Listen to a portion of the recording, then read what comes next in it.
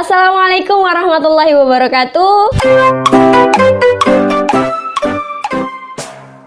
Kembali lagi dengan saya di sini, Nur Hafifah Fadilah Sani dengan NIM 0403183161 semester 5D Prodi Ilmu Al-Quran dan Tafsir.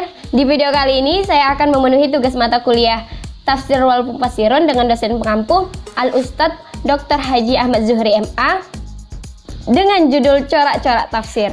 Eits, tunggu. Sebelumnya Pipa meminta maaf dulu karena ada kesalahan teknis di tengah video ini. Tapi alhamdulillah sudah ada solusinya.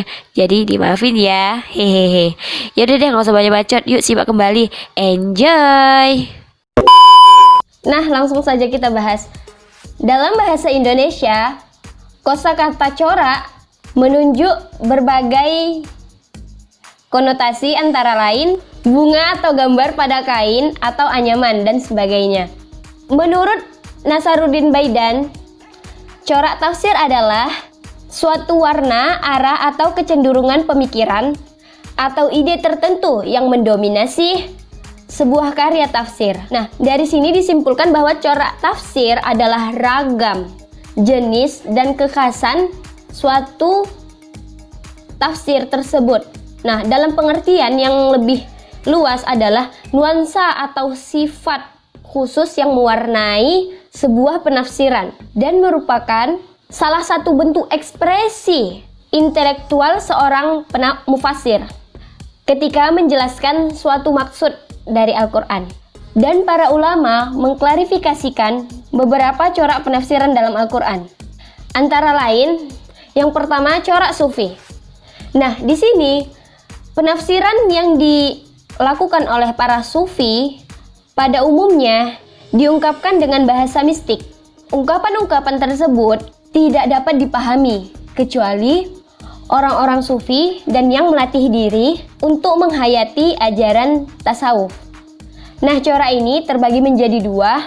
Yang pertama, tasawuf teoritis. Aliran ini mencoba meneliti dan mengkaji Al-Quran berdasarkan teori-teori mazhab dan sesuai dengan ajaran-ajaran orang-orang sufi. Penafsir berusaha maksimal untuk menemukan ayat-ayat Al-Quran, faktor-faktor yang mendukung teori sehingga tampak berlebih dan keluar dari dahir yang dimaksudkan syara dan didukung oleh kajian bahasa.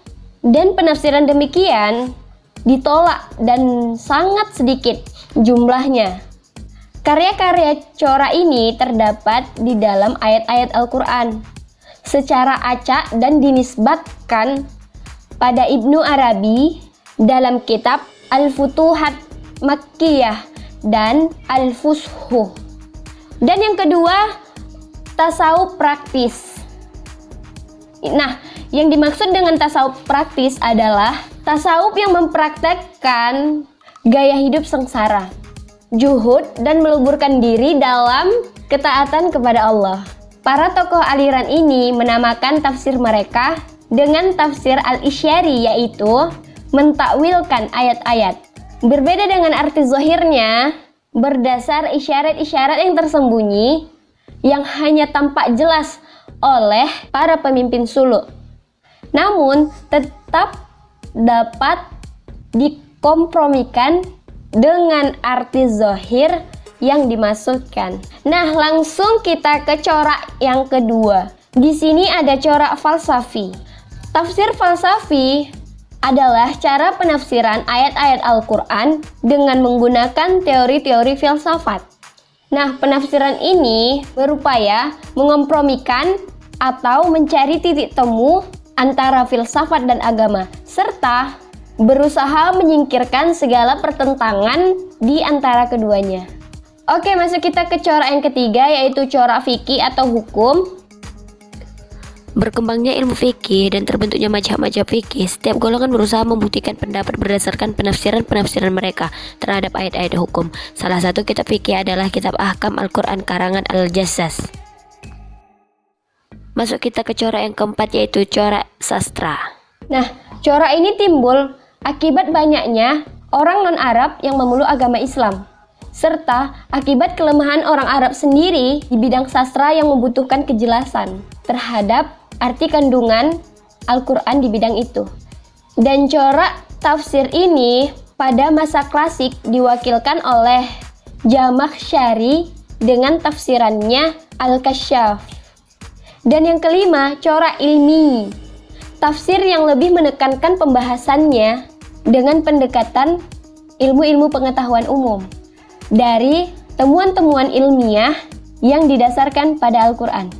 Banyak pendapat yang menyatakan Al-Quran memuat seluruh ilmu pengetahuan global. Salah satu kitab tafsir yang bercorak ilmi yaitu Kitab Tafsir Al-Jawahir karya Tantawi Zauhari. Dan yang keenam, corak Al-Adab Al-Ijtimai, tafsir yang menekankan pembahasan pada masalah-masalah sosial. Dari segi penafsirannya, tafsir bercorak Al-Adab Al-Ijtimai termasuk tafsir bir-ra'i. Namun ada juga sebagian ulama yang mengkategorikannya sebagai tafsir campuran karena presentasi asar dan akad sebagai sumber penafsirannya yang seimbang. Nah, salah satu tafsir yang bercorak demikian adalah tafsir Al-Mannar, buah pikiran Syekh Muhammad Abduh yang dibukukan Muhammad Rashid Ridho. Mungkin sampai sini penjelasan video singkat saya mengenai tentang corak-corak tafsir. Oh ya, jangan lupa di like dan subscribe video aku. Terima kasih. Wassalamualaikum warahmatullahi wabarakatuh.